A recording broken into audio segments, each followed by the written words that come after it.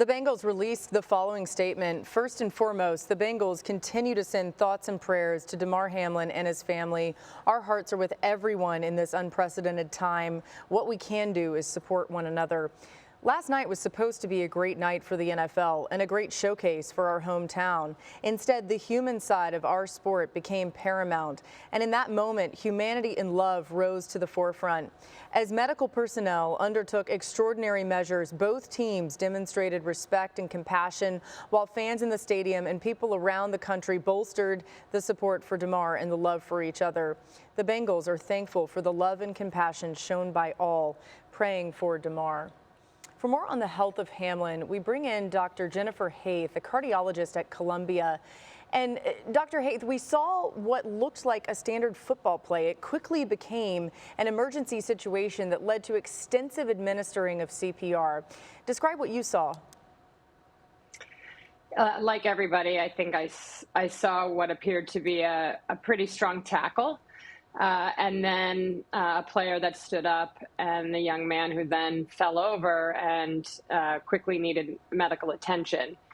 Everything we've heard so far would suggest that he had some kind of a cardiac event that resulted in a cardiopulmonary arrest and that he needed CPR to be administered right away. What were the first responders seeing that led to Damar being resuscitated and eventually sedated? So when you approach someone who collapses, in general, the recommendation is, call 911, feel for a pulse.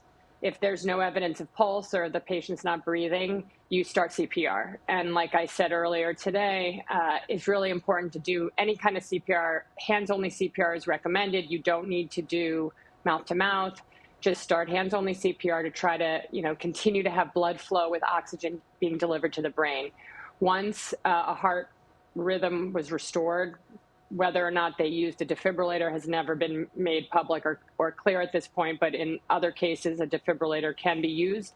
Once a rhythm is restored, that is a really good sign. In the setting of someone having a cardiac arrest, they're not breathing on their own, and so it's very common for EMS to put a breathing tube into someone's trachea and start ventilating them. When that happens, patients are sedated so that they're not in any discomfort. Yeah, that's an important clarification on the sedation. Thank you, Dr. Haythe, for that. And what are the immediate concerns for someone in Hamlin's situation? So the main concerns when someone has a cardiac arrest like this is how long were they down? How long before CPR was started? Was the CPR that was delivered effective? And how quickly was a rhythm restored? All of that plays into the biggest thing, which is your brain, right? So what is his brain function? Was there any neurologic damage to his brain because of lack of blood flow? And if, he could get very good care in the hospital afterwards to try to maximize any kind of neurologic recovery. The other thing that we don't know is, was there some kind of underlying heart problem that led to this? Was this some kind of a freak, accident? People have talked about this type of thing that can happen when there's a blunt trauma to the chest. Was it that? Was there an underlying undiagnosed medical problem? So I'm sure that the doctors in Cincinnati are doing an extensive evaluation. Is his heart okay? Has his heart recovered? Is his brain function okay? So they're going to start to look at all of these things. We understand it may take some time, but what are some signs of progress that we, who aren't experts on any of this, can look out for in the next update? We're going to look for signs of, is he moving his arms and legs? Is he opening his eyes when they lighten sedation? Can he communicate by blinking, or does he try to talk with the tube in? Are they able to remove the breathing tube and have him, talk or communicate with his family? Those are all going to be signs of, progress from a neurologic and cardiac standpoint. Thanks again for this perspective, Dr. Jennifer Haythe, a cardiologist at Columbia. We appreciate you.